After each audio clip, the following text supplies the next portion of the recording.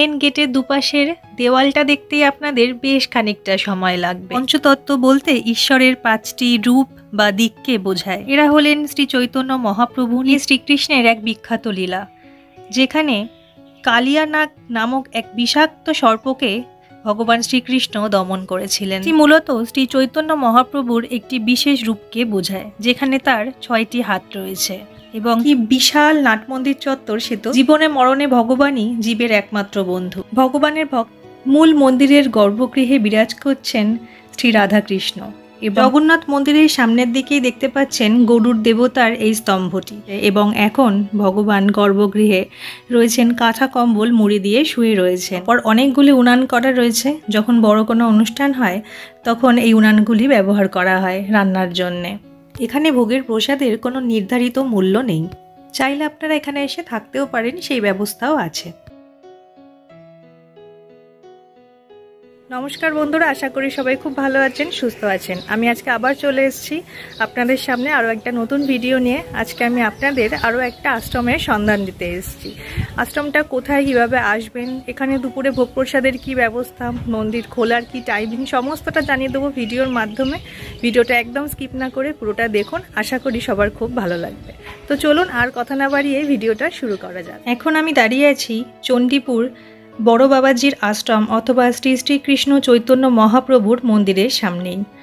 দেখতে পাচ্ছেন একটা সুবিশাল গেট। এই মেন গেটের দুপাশের দেওয়ালটা দেখতেই আপনাদের বেশ খানিকটা সময় লাগবে, কারণ পুরো দেওয়াল জুড়ে নানান পৌরাণিক কাহিনীর চিত্রাবলী ফুটিয়ে তোলা হয়েছে। আর এই যে গেটের দুপাশে দুটো হাতি বসে আছে, তাদের আবার সুরে মালাও রয়েছে। এইভাবে মালা নিয়ে তারা যেন ভক্তদেরই ওয়েলকাম করছে। চলুন দেওয়ালের চিত্রগুলো একটু ভালো করে সামনে দিয়ে দেখা যাক। ভগবান শ্রীকৃষ্ণের বকাসুর বধের যে কাহিনীটা রয়েছে সেটা এখানে চিত্রের মাধ্যমে খুব সুন্দরভাবে ফুটিয়ে তোলা হয়েছে। তার পাশেই নৃসিংহ দেবতার হিরণ্যকচ্ছপ বধের যে কাহিনীটি আছে সেটি খুব সুন্দরভাবে এখানে ফুটিয়ে তোলা হয়েছে। তার পাশেই রয়েছে পঞ্চতত্ত্ব। পঞ্চতত্ত্ব বলতে ঈশ্বরের 5টি রূপ বা দিককে বোঝায়। এরা হলেন শ্রী চৈতন্য মহাপ্রভু, নিত্যানন্দ প্রভু, অদ্বৈত আচার্য, গদাধর পণ্ডিত এবং শ্রীবাস ঠাকুর। ঠিক তার পাশেই শ্রীকৃষ্ণের কালিয়া দমন লীলার চিত্রাবলী। এ শ্রীকৃষ্ণের এক বিখ্যাত লীলা, যেখানে কালিয়ানাগ নামক এক বিষাক্ত সর্পকে ভগবান শ্রীকৃষ্ণ দমন করেছিলেন। এবার চলুন ওই পাশের দেওয়ালটাও একটু দেখা যাক। বাসুদেব কংসের কারাগার থেকে যখন শ্রীকৃষ্ণকে ঝড় বৃষ্টির রাতে নিয়ে নদী পার করছিলেন সেই চিত্রাবলী। আর ঠিক তার পাশেই যশোদা মা ছোট্ট গোপালকে যেভাবে মিষ্টি করে শাসন করতেন সেই চিত্র। তো চলুন এবার মেন গেট থেকে ভিতরের দিকে প্রবেশ করা যাক। আর এই যে দেখতে পাচ্ছেন মহাপ্রভুর মূর্তি, এটি মেন গেটের দুদিকেই রয়েছে। এই যে দেখুন, সত্যি খুব সুন্দর। মেন গেটের সামনেটাই এত সুন্দর করে সাজানো যে চোখ ফেরানো যাচ্ছে না গেট থেকেই। তো চলুন এবারে ভিতরে প্রবেশ করি, দেখাই ভিতরটা আরও কত সুন্দর। মন্দিরের ভিতর ঢুকে কিছুটা এগিয়ে বাঁ দিকে রয়েছে ভগবান শ্রীকৃষ্ণের ষড়ভুজ দর্শন। এটি মূলত শ্রী চৈতন্য মহাপ্রভুর একটি বিশেষ রূপকে বোঝায়, যেখানে তার 6টি হাত রয়েছে এবং 6টি হাতে রয়েছে শঙ্খ, চক্র, গদা, পদ্ম, তীর, ধনুক এবং বাঁশি। সত্যিই অসাধারণ, খুব সুন্দর লাগছিল দেখতে। এবং ঠিক তার অপর দিকেই রয়েছে এখানে দান ভাণ্ডার। মন্দিরের দিকে আরও একটু এগিয়ে গেলে আপনারা দেখতে পাবেন ঠিক বাদিকেই রাখা রয়েছে একটি রথ। সুতরাং বোঝাই যাচ্ছে এখানে রথযাত্রার উৎসব বড় করে পালিত হয়। এই ভিডিওটার ঠিক আগেই আমি আপনাদের সঙ্গে, তো চলুন মোটামুটি বাইরেটা দেখা হয়ে গেছে, এবার আমরা মন্দিরে প্রবেশ করব। একদম মেন গেটের সোজাসুজি আসলেই দেখতে পাচ্ছেন এখানে একটা সুবিশাল নাটমন্দির চত্বর। নাটমন্দিরে প্রবেশ করার আগেই দেখতে পাবেন বাদিকে রয়েছে এই আশ্রমের প্রতিষ্ঠাতা শ্রী শ্রী প্রভুপাদ অচ্যুতানন্দ ব্রহ্মচারীর একটি ছবি। আর ঠিক ডান দিকে রয়েছে শ্রী অদ্বৈতানন্দ ব্রহ্মচারী মহারাজের একটি ছবি। ইনি এই আশ্রমে একবার এসে এতই মুগ্ধ হয়েছিলেন যে এখানেই রয়ে গেছিলেন। এবারে আমরা প্রবেশ করছি নাটমন্দির চত্বরে। কি বিশাল নাটমন্দির চত্বর সে তো বুঝতেই পারছেন। আর অনেকগুলো পাখাও লাগানো আছে যাতে ভক্তদের কোনো রকম কোনো অসুবিধা না হয়। অনেকগুলি থাম বেষ্টিত এই নাট মন্দির চত্বর, আর খুব সুন্দর লাগছিল দেখতে। চলুন আপনাদের নাট মন্দির চত্বরটা একটু ভালো করে দেখাই ঘুরিয়ে। দেখতেই পাচ্ছেন মাঝখানে একটা ঝাড় লাগানো রয়েছে, আর এই যে খুব সুন্দর লাগছিল সত্যি। এইখানে এসে নাট মন্দির চত্বরে আপনাদের ঘন্টার পর ঘন্টা কেটে যাবে।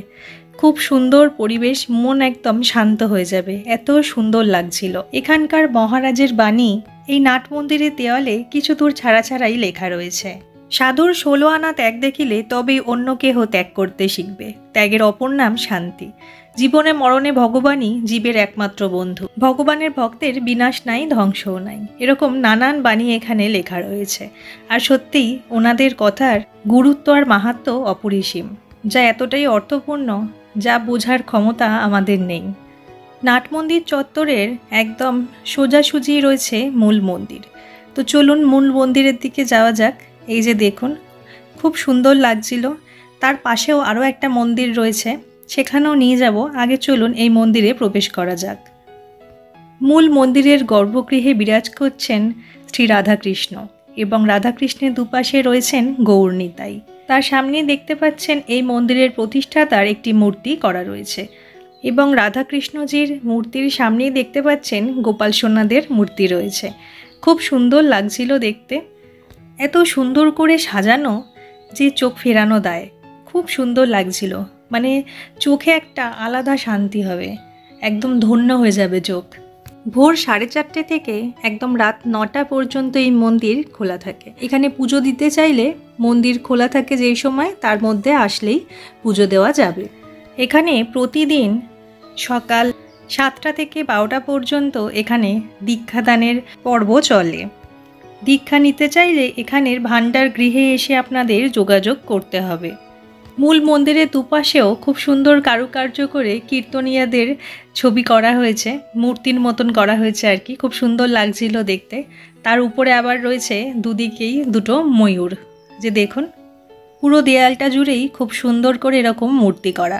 আর এই মন্দিরটা আপনারা চাইলে পরিক্রমাও করতে পারবেন, সেই ব্যবস্থাও এখানে রয়েছে। এই যে দেখতে পাচ্ছেন আমি পরিক্রমা করছি, আপনারাও আমার সঙ্গে থাকুন। চারিদিক সবুজ গাছপালায় ঘেরা, খুব সুন্দর লাগবে আপনাদের এখানে আসলে। যেমনটা আমি প্রতি ভিডিওতেই বলি যে গরমটা কমলে একদিন এসে এখানে কাটিয়ে যান, খুব ভালো লাগবে। মূল মন্দিরের বাদিকেই রয়েছে এই যে জগন্নাথ দেবের মন্দির, ঠিক তার সামনে একটি তুলসী মঞ্চ করা, এই যে দেখতেই পাচ্ছেন। জগন্নাথ মন্দিরের সামনের দিকেই দেখতে পাচ্ছেন গরুড় দেবতার এই স্তম্ভটি। এটি কিন্তু সমস্ত জগন্নাথ মন্দিরেই থাকে। জগন্নাথ দেবের মন্দিরটা দর্শন করাতে পারলেও ভগবানকে আর দর্শন করাতে পারবো না, কারণ যেহেতু জগন্নাথ দেবের স্নান যাত্রা হয়ে গেছে এবং এখন ভগবান গর্ভগৃহে রয়েছেন, কাঁথা কম্বল মুড়ি দিয়ে শুয়ে রয়েছেন। সুতরাং ভগবানের দর্শন করা যাবে না, এবং ভগবানের রাতে এখন গুপ্ত পূজা হবে। আবার রথযাত্রার দিন ভগবানের দর্শন পাওয়া যাবে। এটি হচ্ছে এই মন্দিরের যিনি প্রতিষ্ঠাতা তার মন্দির, মানে এই মন্দিরের ভিতরে তার মূর্তি করা রয়েছে। তো চলুন আপনাদের একবার দর্শন করিয়ে আনি। এই যে ইনি হলেন এই বড় বাবাজি আশ্রমের প্রতিষ্ঠাতা, এবং তার পাশেই রয়েছে এই আশ্রমের যিনি দ্বিতীয় গুরুদেব, ওনার মূর্তিও এখানে একটা ছোট্ট মন্দির করে সেখানে রাখা রয়েছে, এই যে দেখতেই পাচ্ছেন। আর এই মন্দিরগুলো হচ্ছে নাট মন্দির চত্বরের ঠিক ডান দিকে। দাঁড়ান আপনাদের দেখাই। এই যে দেখুন, এই যে নাট মন্দির চত্বর, ঠিক তার ডান দিকে রয়েছে এই মন্দির। জগন্নাথ মন্দিরের পাশেই একটু এগিয়ে গেলেই দেখতে পাবেন রয়েছে এখানে প্রভুর রন্ধনশালা। এখানেই প্রভুর জন্য ভোগ প্রসাদ তৈরি হয়, এবং প্রভুকে ভোগ নিবেদন করার পরে সাধারণ মানুষও সেই প্রসাদ পায়। আর রন্ধনশালার একদম পাশেই এই যে একটা বারান্দা মতন করা টিনের শেড দিয়ে, সেখানে এনারা বসে এই ভোগের যে জোগাড় হয় আর কি, সবজি কাটাকাটি, এই যে এখন নারকোল কোড়ানো হচ্ছে, এই সব ব্যবস্থা করে থাকেন। আর মূল মন্দিরের একদম পিছন দিকেই রয়েছে ভোগ বিতরণ কেন্দ্র। যখন বড় করে অনুষ্ঠান হয় তখন এখানেই সাধারণ মানুষকে, মানে এখানে বসিয়েই ভোগ প্রদান করা হয়। এবং এই মন্দিরের পিছন দিকটা করেই রয়েছে, এই যে দেখিয়ে দিচ্ছি এই জায়গাটায় রয়েছে, এখানে জল নেওয়ার ব্যবস্থা রয়েছে এবং টয়লেটও এখানে রয়েছে। আর এখানে দেখতে পাচ্ছেন পরপর অনেকগুলি উনান করা রয়েছে। যখন বড় কোনো অনুষ্ঠান হয় তখন এই উনানগুলি ব্যবহার করা হয় রান্নার জন্যে। মূল মন্দিরের ডান দিকে রয়েছে বাবাজির গ্রন্থালয় এবং তার পাশেই রয়েছে এখানকার অফিস ঘর। এই যে চলুন দেখিয়ে আনি। এই যে দেখতে পাচ্ছেন এটা হচ্ছে শ্রী শ্রীকৃষ্ণ চৈতন্য মহাপ্রভুর মন্দিরের অফিস ঘর। এই অফিস ঘরে এসেই আপনারা যদি ভোগের প্রসাদ গ্রহণ করতে চান তাহলে সেটা জানিয়ে দিতে হবে। আর আপনারা যদি সংখ্যায় বেশি জন হন তাহলে আগের দিন স্ক্রিনে দেওয়া ফোন নাম্বারটায় জানিয়ে দেবেন, অথবা সেদিন সকাল 9টার মধ্যে, তাহলে ওনাদের ভোগের প্রসাদ তৈরি করতে একটু সুবিধা হয়। আর এখানে রয়েছে থাকার ব্যবস্থাও, তার জন্য কিন্তু স্ক্রিনে যে নাম্বারটা দেওয়া আছে সেই নাম্বারটাতেই 2-3 দিন আগে যোগাযোগ করে নিতে হবে। মন্দির খোলার কি টাইমিং, পুজো দেওয়ার কি সময়, এখানে দীক্ষা নেওয়ার কি ব্যবস্থা, ভোগ প্রসাদ গ্রহণের কি ব্যবস্থা, এছাড়া এখানে থাকার ব্যবস্থা আছে কিনা সবটাই জানিয়ে দিয়েছি ভিডিওর মাধ্যমে। এখন মন্দিরটা কোথায় কিভাবে আসবেন সেটাই জানানোর পালা। শিয়ালদা স্টেশন থেকে গোবরডাঙ্গা লোকাল বা বনগা লোকাল ধরে আপনাদের আসতে হবে মচলন্দপুর স্টেশনে। 2 নম্বর স্টেশনে দেখতে পাবেন একটা ওভারব্রিজ রয়েছে, ওভারব্রিজে উঠবেন না, ওভারব্রিজের পাশ থেকেই বেরিয়ে দেখতে পাবেন এখানে অনেকগুলো অটো দাঁড়িয়ে আছে। এই অটোতে গিয়ে বলবেন চণ্ডীপুর বড় মন্দিরে যাব। মাথাপিছু 15 টাকা নিয়ে আপনাদের পৌঁছে দেবে এই বড় বাবাজির আশ্রম অথবা শ্রী শ্রীকৃষ্ণ চৈতন্য মহাপ্রভুর মন্দিরের সামনে। আশা করি আপনাদের সমস্ত প্রয়োজনীয় তথ্য দিতে পেরেছি। আরও কোনো কোয়ারি থাকলে আমাকে অবশ্যই কমেন্ট বক্সে জিজ্ঞাসা করবেন। তো আজকের ভিডিওটা এতটুকুই, আবার দেখা হচ্ছে পরবর্তী কোনো ভিডিওয়ে। সবাই ভালো থাকবেন, সুস্থ থাকবেন।